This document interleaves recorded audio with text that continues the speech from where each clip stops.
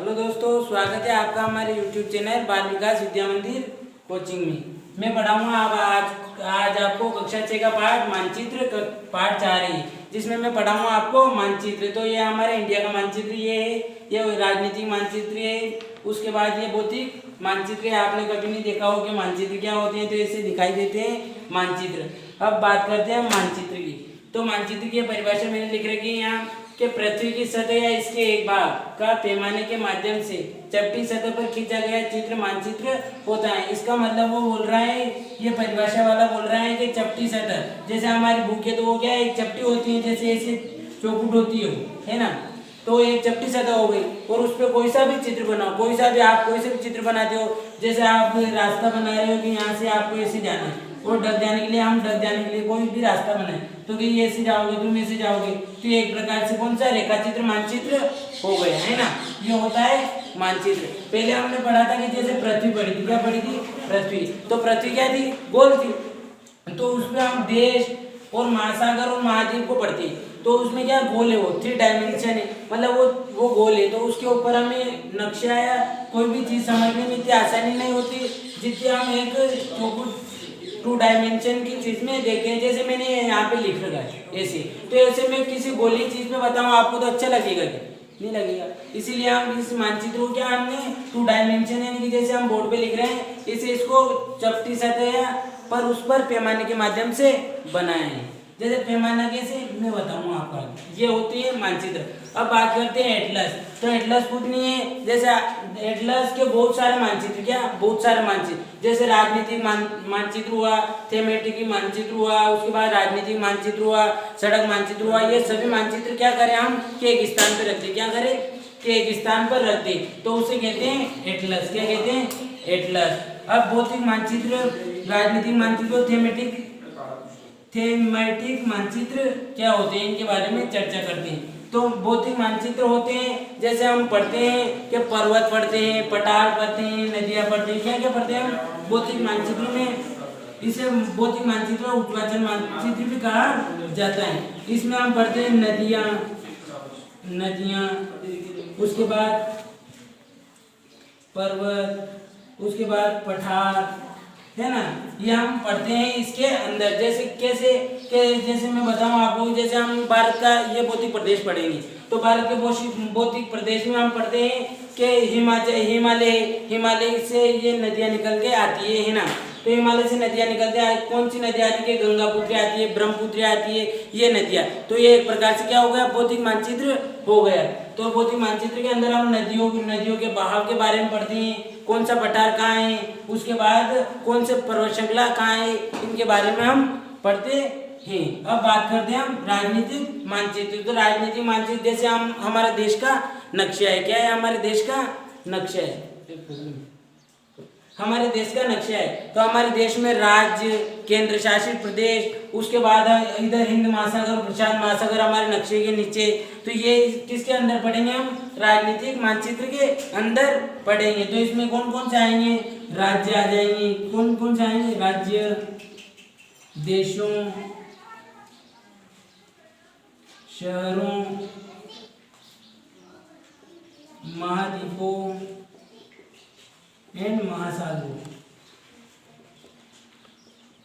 इनके बारे में हम राजनीतिक मानचित्र में पढ़ते हैं कि कौन सा देश कहाँ स्थित है, किस गोलार्ध में स्थित है, और कौन सा राज्य। जैसे हम भारत में गए तो हमारा राजस्थान कहाँ स्थित है ना, कि उत्तरी पूर्वी गोलार्ध में, ये उत्तरी पूर्वी राजस्थान स्थित है भारत के नक्शे में। उसके बाद अरब सागर इधर है, लेफ्ट में, राइट में, है ना। तो इस राजनीतिक मानचित्र के अंदर हम पढ़ते हैं। अब बात करते हैं हम थीमेटिक मानचित्र। तो इसके अंदर आते हैं, जैसे हम सड़कों के बारे में पढ़ते हैं, क्या पढ़ते हैं? सड़कों के बारे में। उसके बाद हम सड़कों के बारे में पढ़ते हैं, रेलवे स्टेशन के बारे में पढ़ते हैं, है ना, सड़कों, उसके बाद रेलवे लाइन, है ना, इनके बारे में हम पढ़ते हैं कि कौन सी सड़क कहाँ स्थित है। जैसे हम देखते हैं ना कि हम इंडिया, आजकल तो क्या इंटरनेट का ज़माना हो गया है, तो हम क्या करते हैं कि गूगल पे सर्च मारते हैं जी, उस पे लोकेशन पे, क्या हमें यहाँ से वहाँ जाना है, तो डायरेक्ट गूगल हमें बता देती है कि ये ऐसा रास्ता है या ऐसी सड़क है। तो वो जो भी हम गूगल पे सर्च मार के रास्ता खोजते हैं इनके कौन से रास्ते से, इस शहर में कौन से रास्ते से जाएंगे, उस शहर में कौन से रास्ते से जाएंगे, तो ये कौन से मानचित्र होते हैं, थीमेटिक मानचित्र कहा जाता है ना। अब बात करते हैं इन मानचित्रों के 3 घटक होते हैं। क्या होते हैं? 3 घटक होते हैं। मानचित्र के कितने घटक होते हैं? 3। एक होता है दूरी, एक होता है दिशा और एक होता है प्रतीक। तो दिशा, ये दूरी दिशा की बात कर, दूरी की बात करते हैं हम। किसकी बात करते हैं? दूरी की। तो मैं कहूँ आपको कि दूरी, तो दूरी क्या, आपका घर, क्या आपका घर, उसके बाद आपका विद्यालय है ना, विद्यालय, आपका विद्यालय और आपका घर। तो इसके बीच की जो स्थान है, हम यहाँ घर से जाएंगे और विद्यालय तक जाएंगे, और बीच का जो रास्ता है उसे हम क्या कहेंगे? उसकी दूरी कहेंगे, है ना, दूरी कहेंगे। तो माना कि हमारे घर से और हमारे विद्यालय की दूरी कितनी है? 10 किलोमीटर। कितनी है? 10 किलोमीटर। क्या है? 10 किलोमीटर। पर इसे हम पैमाने के माध्यम पे कहीं छोटे स्थान पर दर्शाएं। क्या करें? छोटे स्थान पर दर्शाएं। तो हम कहेंगे कि 5 सेंटीमीटर। क्या कहेंगे? 5 सेंटीमीटर। हम कॉपी में लिखें, क्या करें? कॉपी में लिखें। तो 5 सेमी, जैसे पटरी 5 सेमी होती है ना, उससे नापे। तो 5 सेमी होता है इसका 5 किलोमीटर। क्या होता है? 5 किलोमीटर। तो 10 सेमी का कितना होगा? पैमाना बता रहा हूँ मैं, पैमाना, ये पैमाना होता है। तो हमने विद्यालय और रास्ते का क्या बनाया? पैमाना बनाया। तो 1 सेंटीमीटर में होता है 5 किलोमीटर। क्या होता है? 5 किलोमीटर। तो 10 सेंटीमीटर में कितने किलोमीटर होगा? ये 10 किलोमीटर होगा। तो ये हम छोटे स्थान पे, जैसे हमारी कॉपी में बनाए ये रास्ता, क्या करें? कॉपी में बनाए। तो ये क्या पैमाना रखना पड़ेगा कि हम इतना रास्ता बना सकते हैं, इतना बड़ा कि हमारी कॉपी में, क्या 10 किलोमीटर रास्ता बना सकते हैं? हमारी कॉपी में नहीं बना सकते। तो हम क्या करेंगे? पैमाना लेंगे। क्या करेंगे? पैमाना लेंगे। तो पैमाना लेंगे तो इसका क्या करेंगे? हम छोटा लिखेंगे, छोटा रूप बनाएंगे ना इसका। तो 5 सेंटीमीटर इसका पैमाना लेंगे। क्या करेंगे? हाँ, तो दोस्तों को वो टेक्निकल प्रॉब्लम आ गई थी और आपके वो भी समझ में नहीं आ रहा था पैमाना। जैसे मैंने पहले आपके वो लिखा था 5 किलोमीटर, 5 सेमी का 5 किलोमीटर लिखा था मैंने, तो उसमें आपको कंफ्यूजन हो रहा था। अब मैं बताऊं आपको कि 10 किलोमीटर है। क्या है? 10 किलोमीटर है। कहाँ की? आपके घर और आपके विद्यालय की दूरी कितनी है?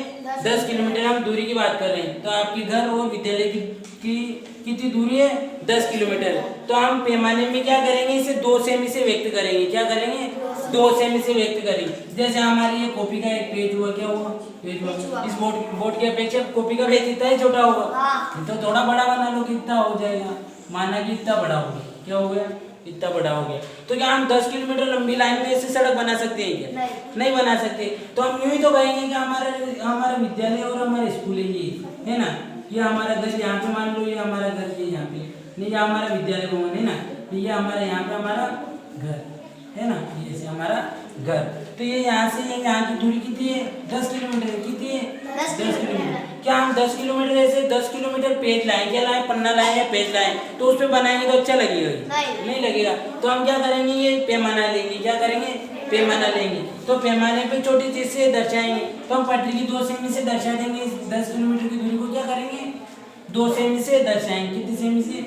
2 सेमी से दर्शाएंगे। तो जैसे हमसे कोई पूछेगा 5 किलोमीटर कितने, इस पैमाने के आधार पर 5 किलोमीटर कितनी सेमी से दर्शाएंगे? 1 सेमी से। तो 1 सेमी से, तो 1 सेमी का मतलब इसका आधा करोगे तो कितना होगा? 5 किलोमीटर होगा। आया समझ? हाँ। कितनी सिंपल बात है, वो कंफ्यूजन हो गया था उसमें। हाँ, ये बात हो गई। अब दूरी की बात करते हैं, हम दिशा की इकाई की बात करते हैं। दिशा की आपके समझ में नहीं आई ये तो कमेंट में जरूर बताना। अब बात करते हैं हम दिशा की। तो दिशा, जैसे दिशा में आप सबको मालूम ही होगा कि दिशा किधर होती है। फिर भी मैं बता दूं कि जिधर से सूरज उगता है हमें उधर से पूर्व मानना चाहिए। इससे क्या है? सूरज क्या होता है? पूर्व होता है, तो उधर से पूर्व मानना चाहिए। और जिधर अस्त होता है उसे पश्चिम मानना चाहिए, और इधर उत्तर मानना चाहिए। उधर वीडियो में इधर से कर रहा हूँ तो उधर उत्तर मानना चाहिए और उधर दक्षिण मानना चाहिए। अब बात यहाँ आ जाती है, यहाँ कंफ्यूजन होता है कि हम कॉपी में उत्तर कहाँ माने? क्या करें? कॉपी में उत्तर कहाँ माने? तो हम इस साइड मुंह करके बैठे तो कहाँ मानेंगे उत्तर? उस साइड करके बैठे तो कहाँ मानेंगे उत्तर? ऊपर मानेंगे। कहाँ मानेंगे हम? उत्तर कहाँ मानेंगे? तो इसी को मैं इस डाउट को दूर करने के लिए ये बताता हूँ आपको दिशा। क्या बताता हूँ? दिशा। तो हमें हमेशा उत्तर किधर मानना चाहिए, वो हमारी कॉपी के ऊपरी साइड में क्या मानना चाहिए हमें, उत्तर, और दक्षिणी नीचे की साइड में मानना चाहिए। इधर साइड में पूरब मानना चाहिए, क्या मानना चाहिए, पूरब, इधर पश्चिम मानना चाहिए, है ना। तो हमारी कॉपी में हमेशा हमें क्या ऊपर की साइड क्या मानोगे आप सब, पूरब, उत्तर मानोगे, क्या करोगे, उत्तर मानोगे। उसके बाद नीचे की साइड उत्तर के विपरीत दक्षिण हो गया, है ना। उसके बाद पूरब इस साइड मानना है हमारे राइट हैंड की तरफ, और लेफ्ट हैंड की तरफ क्या मानोगे, पश्चिम मानोगे। तो हमेशा हमें कॉपी में ये याद रखना है, याद रहना चाहिए कि हमें कॉपी में जहाँ भी पढ़ेंगे तो ऊपर की तरफ भी क्या मानेंगे हम, उत्तर मानेंगे, और नीचे की तरफ दक्षिण मानेंगे, और इधर की साइड है पूरब मानेंगे, और इधर की साइड है पश्चिम मानेंगे, है ना। अब हमें कोई पूछे कि ये इन दोनों दिशाओं के नाम क्या होंगे, फिर तो हमें उत्तर एक प्रधान बिंदु है, जैसे हमने पढ़ा था ना कि उत्तर उत्तरी रेखा है, वो पढ़ा था ना हमने। तो हमें उत्तर इन दोनों के साथ उत्तर ही जोड़ना पड़ेगा, और ये दक्षिण ही जोड़ना पड़ेगा, क्योंकि दिशा की प्रमुख रेखा किनको माना जाता है, उत्तर और दक्षिण को। वो दिक्सूचक है, आपने सुना हो कभी तो कि दिक्सूचक एक यंत्र आता है, दिक्सूचक एक यंत्र आता है जो हमेशा उत्तर और दक्षिण की तरफ रहता है। क्या करता है वो, उत्तर और दक्षिण की तरफ रहता है। तो इसमें हम बात करें तो इधर हमें कोई दिशा पूछे तो इसके बीच है, तो क्या कहेंगे हम, उत्तर पूर्व कहेंगे, क्या कहेंगे इसको, उत्तर पूर्व कहेंगे। अब इधर पूछे तो उत्तर क्या कहेंगे, उत्तर पश्चिम कहेंगे, इधर पूछे तो दक्षिण पश्चिम कहेंगे, क्या कहेंगे, है ना। इधर पूछे तो दक्षिण पूर्व कहेंगे। इसका कोई है कि सर हमें आगे इसके आगे पूर्व भी लिख सकता हूँ, पर नहीं लिख सकते, क्योंकि प्रमुख देशांतर रेखाएं ये प्रमुख ये रेखाएं ये उत्तर और दक्षिणी, इनके अनुसार हमें दिशाओं का ज्ञान होता है। जैसे हम कहते हैं कि इधर से पूर्व उसके बाद पश्चिम कहते हैं, पर नहीं है। जो भी कोई भी पढ़ेगा ना तो हमें पहले उत्तर और दक्षिण का ज्ञान होना चाहिए, उसके बाद ही हम पूर्व पश्चिम बता सकते हैं, है ना। और इससे देखने का एक यंत्र आता है, उसका नाम है दिक्सूचक, याद रखना, है ना। ये बात हो गई इसकी। अब बात करते हैं हम प्रतीक, क्या बात करते हैं, प्रतीक। तो प्रतीक का मतलब किसी का भी प्रतिरूप हुआ, क्या हुआ, किसी का भी प्रतिरूप हुआ। जैसे हम मंदिर देखते हैं, क्या देखते हैं, मंदिर देखते हैं, तो मंदिर का क्या हुआ, चित्र हुआ, क्या हुआ, चित्र हुआ। तो इन प्रतिरूपों का क्या फायदा है कि जैसे हम किसी दूसरे अदर देश में जाएं, कहाँ जाएं, दूसरे अदर देश में जाएं, और हमें वहाँ की भाषा बोलना है आदमी, क्या है हमें, जैसे हम तमिलनाडु में जाए और वहाँ पे तमिल बोली जाती, हिंदी नहीं बोली जाती, तो हम वहाँ जाए तो हम उनको कैसे बताएंगे हमको मंदिर में जाना है, पता चलेगा क्या, क्योंकि हमारी आवाज़ और उनकी आवाज़ में तो कहीं डिफरेंस होगा, वो क्या बोलेंगे और हम क्या बोलेंगे और क्या समझेंगे। तो हमें जब प्रतिचिन्ह याद होंगे तो हम पूछ सकते हैं कि ये कहाँ है, पूछ सकते हैं ना, पूछ सकते हैं, वो भी समझेगा इसको कि ये मंदिर का प्रतिरूप है। तो ये होते हैं प्रतीक, क्या होते हैं, प्रतीक। तो ये हुआ मंदिर का, ये हुआ गिरजाघर का, उसके बाद ये हुआ मस्जिद का, है ना। ये प्रतीक है जो आपकी किताब में पूरे दे रखे, मैंने यहाँ पे यूँ बताने के लिए बनाए। ये हुए पेड़, जैसे पेड़ बनाते हैं ना, पेड़ ऐसे होते हैं। उसके बाद ये घास के प्रतीक हो गए ना। उसके बाद ये रेलवे ट्रैक तीनों है ना, ये रेलवे स्टेशन हो गया, ये रेलवे लाइन हो गई, ये अच्छी वाली रेलवे लाइन हो गई, है ना, बढ़िया वाली फर्स्ट क्लास रेलवे लाइन। और ये सिंपल हमारे गांव में निकलते हैं ना वो, और ये रेलवे स्टेशन हो गया। अब ये होती है पक्की सड़क, क्या होती है, पक्की सड़क, पक्की सड़क। और जैसे हमारे गांव में निकलती है ना वो कच्ची सड़क, है ना, जिसे हम गडार बोलते हैं, हमारे गांवों की भाषा में क्या बोलते हैं हम, गडार। और ये पक्की सड़क ऐसी होती है जो हाईवे होती है, मेगा हाईवे होती है, नेशनल हाईवे होते हैं, ये ऐसे इनके प्रतीक ऐसे बनाए जाते हैं। उसके बाद ये ग्रामीण सड़क हो गई ना, कच्ची सड़क हो गई, है ना, कहीं। हाँ, उसके बाद हम बात करते हैं ये अंतर्राष्ट्रीय और ये राज्य और ये हमारे सीमा बताने की है। जैसे हमारा मैप है, क्या है, हमारा मैप है, क्या है, मैप है। तो उसमें हमारे राज्य ये जैसे पाकिस्तान है, हमारे देश के पास ही है पाकिस्तान, तो पाकिस्तान हमारे राजस्थान से टच होता हुआ है। तो हम पाकिस्तान की सीमा ऐसी बनी हुई होगी मानचित्र में, कैसी बनी होगी मानचित्र में, ऐसी बनी हुई होगी, ऐसी बनी हुई होगी। उसके बाद जैसे हमारे राज्य है, अंदर के राज्य क्या है, अंदर के राज्य जैसे मध्य प्रदेश हुआ, उसके बाद राजस्थान हुआ, तमिलनाडु हुआ, ये सभी क्या राज्य। तो उनमें हमें इससे थोड़ी छोटी हेडिंग लाइनों में बनी हुई दिखाई देगी। उसके बाद जैसे इस राजस्थान के में राज्य क्या है, राजस्थान राज्य है, उस राजस्थान राज्य में क्या है, जिले, क्या है, जिले, जैसे झालावाड़ हुआ, जयपुर हुआ, है ना। तो ये इनकी ऐसे बनी हुई हमें दिखाई देगी मानचित्र में। अब बात करते हैं, ये नदी है, क्या है, ये नदी है। तो नदी का लोगो ऐसे बना, प्रतीक ऐसे बना हुआ होता है। ये कुआं है, क्या है, कुआं है। उसके बाद ये तालाब है, ये दिख नहीं रहे होंगे, मैं आपको इधर बना दूं, जैसे यूं करके ऐसे लोगा बना हुआ है ना, तो वो क्या होगी, नदी होगी, क्या होगी, नदी होगी। और ऐसे गोली होगी, उसमें हरा हरा कलर, जैसे पानी का कलर होता है ना, वो कलर भरा हुआ होगा, क्या होगा, कलर, पानी का कलर जैसे सेम कलर का भरा हुआ होगा, तो वो क्या होगा, कुआं होगा, क्या हुआ, क्या होगा, कुआं होगा। अब ऐसे कैसे ऐसी डायमेंशन बनाओ, और वो भी उसमें हरियाली भरी होगी, तो वो भी क्या होगा, तालाब होगा, क्या होगा, तालाब, क्या होगा, तालाब। उसके बाद ये ऐसी डायमेंशन दिखाई दे आपको, ऐसा प्रतीक चिन्ह दिखाई दे, तो ये ऐसा प्रतीक चिन्ह, आप इसको रेल का मत समझ आना, क्योंकि रेल के ऊपर वो इंजन से पहले पुराने टाइम पे ऐसे धुआं निकलता था, पर वो अब बंद हो गया है। ये होता है नहरों का, काय का होता है, नहरों का, काय का होता है, नहरों का। जो नदी होती है, नदी में कृषि करने के लिए ऐसे साइडों से ऐसे क्या बनाई जाती है, नहरें बनाई जाती है। तो साइड वाले होते हैं ना, तो वो क्या करते हैं कि इधर से पानी आने ले जाएंगे खेती करने के लिए, वो कृषि करते हैं, तो नहरें के लिए ऐसे बनाए जाते हैं। वो यहाँ से क्या कोई भी पाइप निकाल सकता है। उसके बाद करते हैं हम पुल की, काय की बात करते हैं, पुल की, काय की करते हैं, पुल की।